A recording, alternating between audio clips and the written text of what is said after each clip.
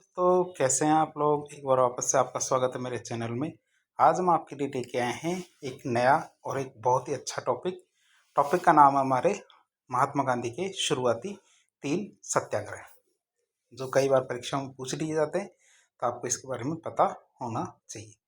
शुरुआत करते हैं तीनों सत्याग्रहों के बारे में। आज तीनों को पढ़ेंगे एक साथ। पहला चंपारण सत्याग्रह 1917 में हुआ। दूसरा अहमदाबाद मिल मजदूर आंदोलन 1918 का, और खेड़ा किसान आंदोलन 1918 का। तो इस तरह 3 सत्याग्रह किए थे महात्मा गांधी जी ने शुरुआती दिनों में। तो उनकी बात करते हैं। बात करें तो महात्मा गांधी के नेतृत्व में 1917 और 18 के बीच में 3 सत्याग्रह हुए, जिन्होंने भारतीय स्वतंत्रता संग्राम में अहिंसा और सत्याग्रह के विभिन्न जो प्रभावी प्रयोग है उनकी नींव रखी थी। मतलब शुरुआती प्रयोग थे हमारे महात्मा गांधी जी के सत्याग्रह के, तो शुरुआती प्रयोग हमारे इनमें ही देखने को मिलते हैं। जैसे चंपारण सत्याग्रह 1917 में हुआ, और किसानों का पहला सत्याग्रह था। अहमदाबाद मिल मजदूर आंदोलन 1918 में श्रमिकों या मजदूरों का पहला सत्याग्रह था। और तीसरा हमारा खेड़ा सत्याग्रह, जो किसानों का दूसरा सबसे बड़ा सत्याग्रह था।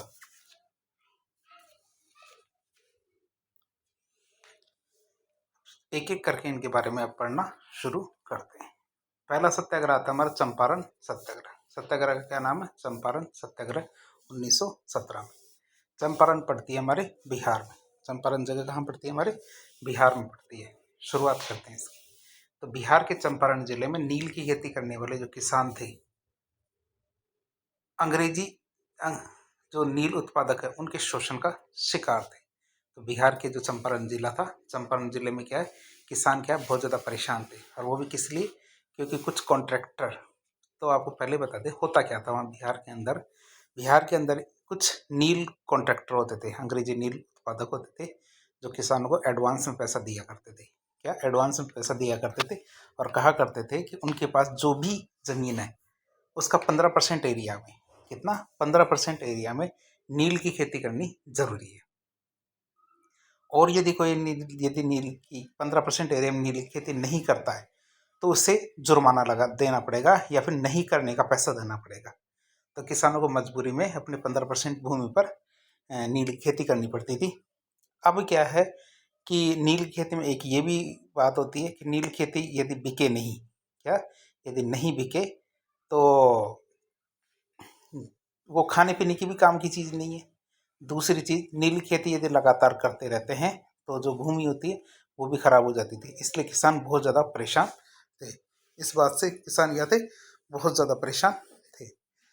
अब वहाँ पे क्या 3 कटिया पद्धति चलती थी। तो किसानों को अपनी ज़मीन के 15% या फिर भूमि के 3/20 भाग पर, हिस्से पर ज़बरदस्ती नील की खेती करनी पड़ती थी। और इस फसल को बहुत कम कीमत पे बेचना भी पड़ता था। एक तो उगाना कम कीमत पे, और एक उसे उगाने के बाद कम कीमत पे बेचना भी पड़ता था। अब क्या था कि मार्केट में क्या ये वाली नील बिकती थी, लेकिन अचानक जर्मनी ने एक नया रसायन खोज निकाला। तो रासायनिक नील का उत्पादन जर्मनी ने शुरू कर दिया। अब वो रासायनिक नील थी वो बहुत ज़्यादा सस्ती पड़ने लगी। तो अंग्रेज भारतीय किसानों से नील खरीदनी बंद कर दी। क्या? नील खरीदनी बंद कर दी। अब नील खरीदनी बंद करने के एवज में भी इन्होंने किसाने से मुआवजा मांगने लगे। क्या? खेती बंद करने का भी एक तरह से चार्ज मांगने लगे। यदि कोई बंद करवाना चाहता है तो उसे चार्ज देना पड़ेगा। तो एक तरह से उनका डबल शोषण होने लगा। किसानों पर अत्यधिक कर लगाए गए, बहुत सारे जुर्माने लगाए गए, ताकि वो क्या है उस खेती को बंद कर सके। तो किसान तो दोहरी मार झेल रहे थे। उत्पादन करते हैं तो उनकी नील बिकेगी नहीं, और नहीं करते हैं तो उनको क्या है, जुर्माना और कर देना पड़ेगा। अब बात करते हैं, इसी बात से हमारा आंदोलन शुरू हो जाता है। आंदोलन शुरू कैसे होता है? 1917 में हमारे राजकुमार शुक्ल है, वो हमारे महात्मा गांधी जी को बुला के लेके आते हैं। उन्हें कहते हैं कि बिहार में जो हमारे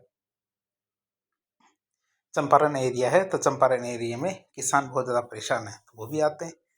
तो ब्रिटिश सरकार ने कहा गांधी जी को कि चंपारण आने की आपको ज़रूरत नहीं है, आप चंपारण से चले जाओ। क्यों? क्योंकि वो समझ गए थे कि यदि गांधी जी वहाँ आएंगे तो कोई ना कोई बखेड़ा हो सकता है। तो उन्होंने कहा गांधी जी को कि आप वहाँ से चले जाओ, लेकिन उन्होंने अंग्रेजों का आदेश मानने से मना कर दिया। और उन्होंने कहा यदि आप मुझे जेल भी भेजना चाहें तो मैं जेल भी जाने के लिए तैयार हूँ, लेकिन यहाँ से नहीं जाऊँगा। इस पर जनता में भी भारी आक्रोश हो गया कि जनता ने भी महात्मा गांधी का बहुत ज़्यादा साथ देने लगे कि ये आ रहे हैं, हमारी समस्या का समाधान कर सकते हैं, तो आप इनको क्यों भेज रहे हैं। जिससे या सरकार को मजबूर होकर एक जांच आयोग बैठाना पड़ा कि जैसे महात्मा गांधी जी के कहने पे एक जांच आयोग गठित होता है जो इस पूरे के पूरे मामले को देखता है। अब आंदोलन में क्या हुआ, गांधी जी ने ब्रज किशोर शर्मा प्रसाद, डॉक्टर राजेंद्र प्रसाद, अनुग्रह नारायण सिंह, नरहरि पारिक, मजरूल हक और जे.बी. कृपलानी, ऐसे हमारे जो इनके साथी थे महात्मा गांधी जी के, उनके साथ किसानों की समस्याओं की जांच की कि किसानों की वास्तव में समस्या क्या है। इस चीज़ की जांच करते हैं कौन, महात्मा गांधी। और फिर समस्याओं की जांच कर ली और सत्याग्रह और अहिंसक विरोध के माध्यम से ब्रिटिश सरकार को किसान की मांग मानने पर मजबूर किया। कि फिर उन्होंने जांच की, जांच करने के बाद उन्होंने पाया कि ये तो वास्तव में किसानों का शोषण किया जा रहा है। क्या वास्तव में किसानों का शोषण किया जा रहा है। तो फिर गांधी जी ने कहा तो फिर हम क्या करते हैं, अब सत्याग्रह शुरू कर देते हैं। अब सत्याग्रह और अहिंसक विरोध का कार्यक्रम शुरू हो जाता है। अब ये जब ज़्यादा बढ़ता है तो ब्रिटिश सरकार को किसानों के मांग मानने पर मजबूर कर दिया कि भैया अब तो मानना ही पड़ेगा। अब अंग्रेजों ने जांच के लिए एक समिति का गठन किया और इस समिति में गांधी जी को भी कहा कि आप भी सदस्य बन जाओ, तो किसान भी थोड़े संतुष्ट हो जाएंगे कि इस समिति में फेयर काम हो रहा है, सही काम हो रहा है। क्यों? क्योंकि गांधी जी भी इस समिति के सदस्य हैं। क्यों? क्योंकि अब पता भी तो नहीं है कि कितना वसूल कर लिया, अब जुर्माना क्या करना है क्या नहीं करना, तो गांधी जी को इस समिति का सदस्य बना दिया। अब चंपारण कृषि समिति गठित कर दी गई, जिससे क्या किसानों की स्थिति में सुधार के लिए काम किया गया। जिसने क्या किया, किसानों की स्थिति में सुधार करने के लिए काम किया। गांधी जी ने क्या, किसानों को 25% जुर्माना वापस दिलवाया, जो जुर्माना लग गया था। अब पूरा तो नहीं मिल सकता, क्यों? क्योंकि ऐसा ही होता है कि जब सुधार कार्य किए जाते हैं तो 100% कोई भी कार्य सुधार नहीं हो सकता, उसमें जितना अधिक हो सके उतना हो जाता है। तो 25% जुर्माना वापस दिलवा दिया। अब जूडिथ ब्राउन ने एक बुक लिखी थी, गांधीज राइज टू पावर, मतलब कि महात्मा गांधी जी शुरुआती दिनों में किस तरह से शक्ति ग्रिप करते हैं या फिर जो भारत के अंदर अपना प्रभाव जमाने की बात करते हैं। तो गांधीज राइज टू पावर, इस बुक में इनके जो सहयोगी थे राजेंद्र प्रसाद, जे.बी. कृपलानी, मजरूल हक और नरहरि पारिक, इन चारों को उप ठेकेदार का क्या कहा, उप ठेकेदार कहा कि गांधी जी जहाँ जहाँ जाते हैं ये चारों के चारों वहाँ पहुँच जाते हैं। और गांधी जी को उन्होंने ठेकेदार कहा और बाकी के थे उनको उन्होंने क्या कहा, उप ठेकेदार कहा। अब चंपारण सत्याग्रह सफल हो गया। चंपारण सत्याग्रह की सफलता पे जब हमारे रविंद्रनाथ टैगोर जी को इनके बारे में पता चला इस बात की, तो गांधी जी को उन्होंने महात्मा की उपाधि दी। क्या महात्मा की उपाधि दी? क्यों? क्योंकि बिहार उस समय और अब भी बिहार क्या पश्चिम बंगाल के पास ही था। अब बात करें मेरे आंदोलन का क्या परिणाम निकला और महत्व। तिनकटिया प्रणाली को पूरी तरह से समाप्त कर दिया गया, अर्थात नील उत्पादन की जो बाध्यता थी वो बाध्यता को समाप्त कर दिया गया। किसानों को उचित मुआवजा मिल गया और किसानों के करों में कमी आई। यह भारत में क्या गांधी जी का पहला सत्याग्रह था जिससे उन्होंने क्या राष्ट्रीय पहचान मिली। अब दूसरा सत्याग्रह आता हमारा अहमदाबाद मिल मजदूर आंदोलन। अब ये क्या श्रमिकों का पहला सत्याग्रह था। कब हुआ? 1918 में।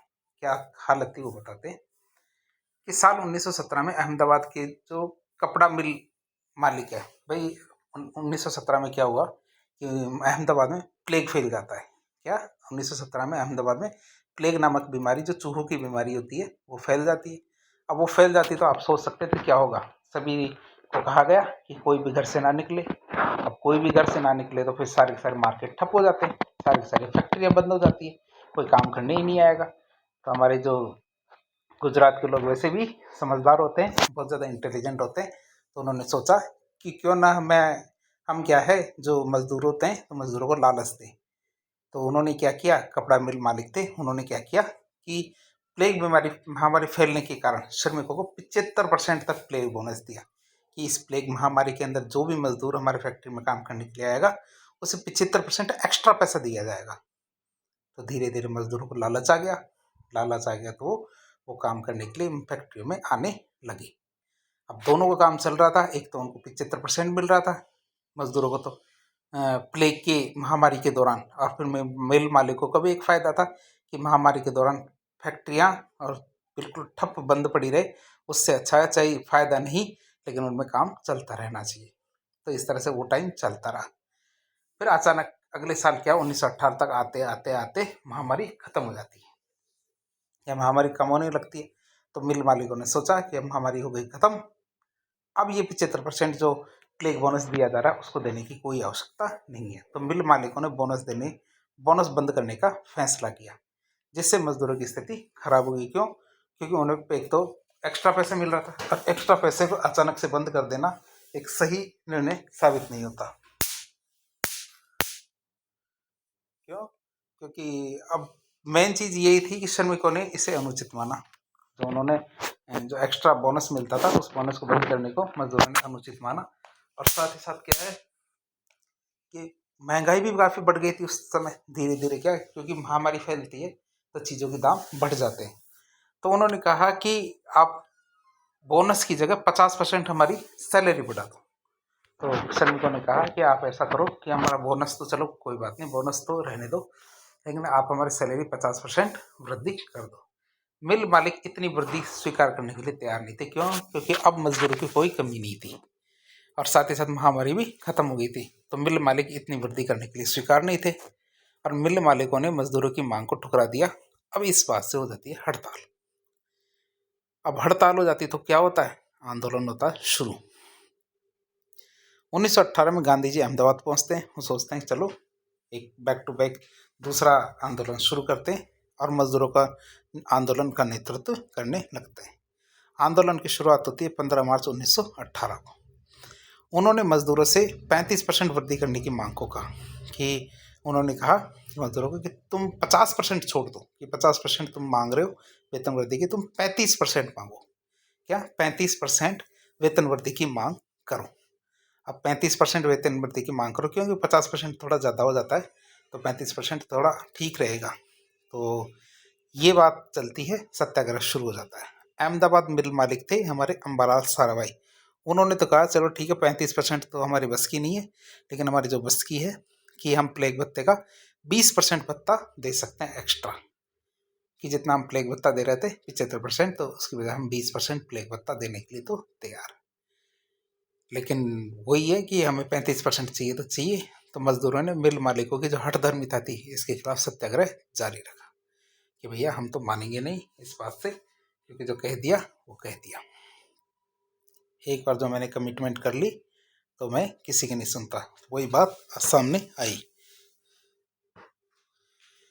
फिर गांधी जी ने इसके विरोध में मजदूरों के साथ क्या किया? मिलके भूख हड़ताल की। गांधी जी ने क्या किया? गांधी जी ने बिल मजदूर थे उनके साथ बैठ के कि चलो तुम अकेले अकेले भूख हड़ताल मत करो, थोड़ी डाइट मेरी भी चेंज करने दो।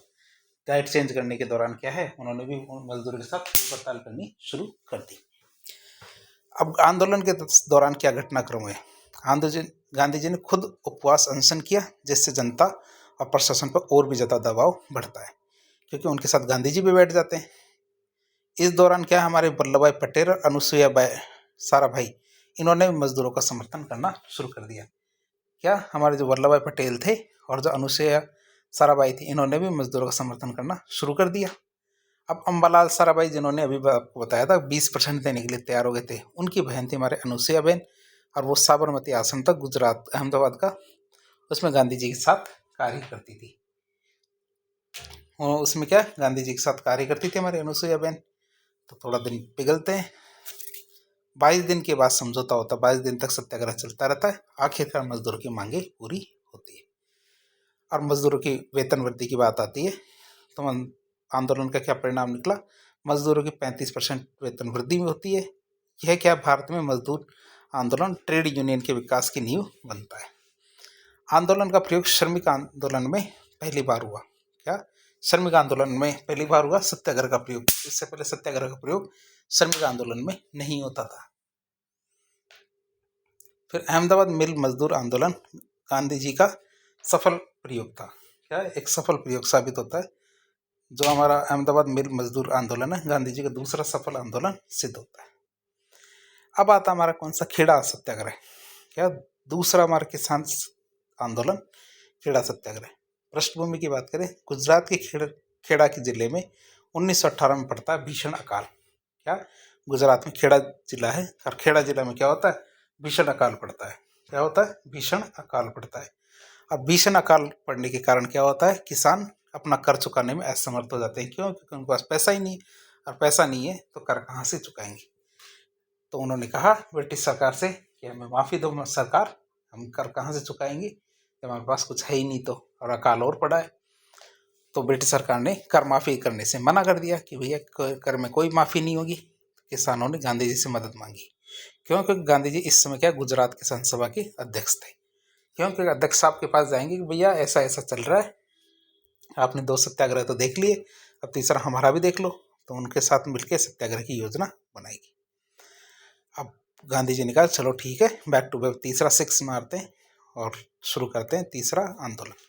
हमारा समय था 1918 में तारीख कब से कब तक, 11 मार्च 1918 से 5 जून 1918 तक। कब से कब तक, 11 मार्च 1918 से 5 जून 1918 तक हमारा आंदोलन चलता है। अब खेड़ा सत्याग्रह में गांधी जी के सहयोगी कौन कौन थे? सरदार वल्लभ भाई पटेल, शंकरलाल बैंकर और इंदुलाल याग्निक, और हमारे महादेव देसाई। ये हमारे महात्मा गांधी जी के सहयोगी थे। जोडित ब्राउन ने अपनी पुस्तक गांधीज राइज टू पावर में इन सहयोगियों मतलब शंकरलाल बैंकर, वल्लभ भाई पटेल, इंदुलाल याग्निक और महादेव देसाई, इन सबको भी सब कॉन्ट्रैक्टर कहा है।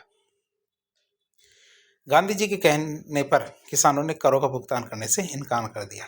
उन्होंने कहा सत्याग्रह की शुरुआत ऐसे करते हैं कि हम ऐसा करेंगे कि कर ही नहीं देंगे, टैक्स देना से मना कर देंगे। टैक्स देने से उन्होंने मना किया। तो किसान भी ने भी कहा कि चलो ठीक है, आप कह रहे हो तो एक बार करके देख लेते हैं कि टैक्स नहीं देंगे। चलो, ब्रिटिश सरकार ने किसानों की ज़मीनें जब्त करनी शुरू कर दी। जब जनता ये किसान क्या टैक्स देने से मना कर देते तो ब्रिटिश सरकार ने क्या जो किसानों की ज़मीनें जब्त करनी शुरू कर दी।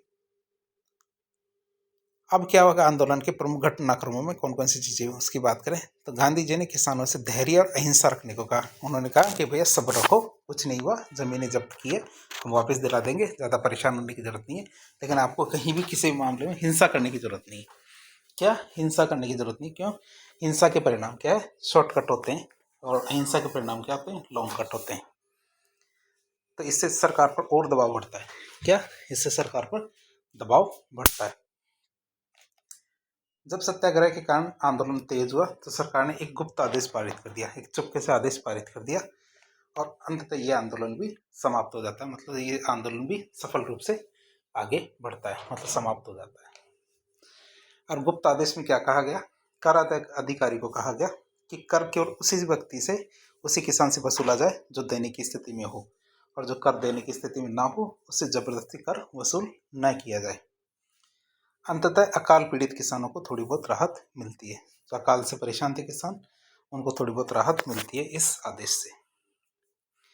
फिर आंदोलन का परिणाम और महत्व की बात करें तो खेड़ा के किसानों को कर में राहत मिली, सरदार पटेल को एक मजबूत नेता के रूप में पहचान मिली। तो खेड़ा सत्याग्रह से क्या होता है, जो हमारे सरदार पटेल थे, सरदार पटेल को एक मजबूत नेता के रूप में पहचान मिलती है इससे। ये भारतीय किसानों का पहला अहिंसक संगठित आंदोलन था। निष्कर्ष के रूप में देखें तो चंपारण सत्याग्रह 1917 ने किसानों के अधिकारों की रक्षा का मार्ग प्रशस्त किया। अहमदाबाद मिल मजदूर आंदोलन 1918 ने श्रमिकों को पहली बार संगठित संघर्ष का तरीका सिखाया। और जो हमारा खेड़ा सत्याग्रह था, तो खेड़ा सत्याग्रह 1918 ने किसानों को सरकार के अन्याय के खिलाफ संगठित प्रतिरोध करना सिखाया था। इन तीनों आंदोलनों ने गांधी जी की राजनीतिक शक्ति को स्थापित किया और भारतीय स्वतंत्रता संग्राम की दिशा को ही बदल दिया। इन आंदोलनों की सफलता से गांधी जी भारतीय राजनीति के केंद्र में आ गए और सत्याग्रह को प्रभावी हथियार बना दिया। तो इस तरह महात्मा गांधी जी के शुरुआती दिनों के जो 3 सत्याग्रह थे उनके बारे में हमने आज पढ़ा और बहुत कुछ जानने की कोशिश की। इस प्रकार के इन्फॉर्मेटिव वीडियो देखने के बाद चैनल से जुड़े। वीडियो यदि पसंद आए तो वीडियो को लाइक करें, चैनल को सब्सक्राइब करें, अपने दोस्तों के साथ शेयर करें। धन्यवाद।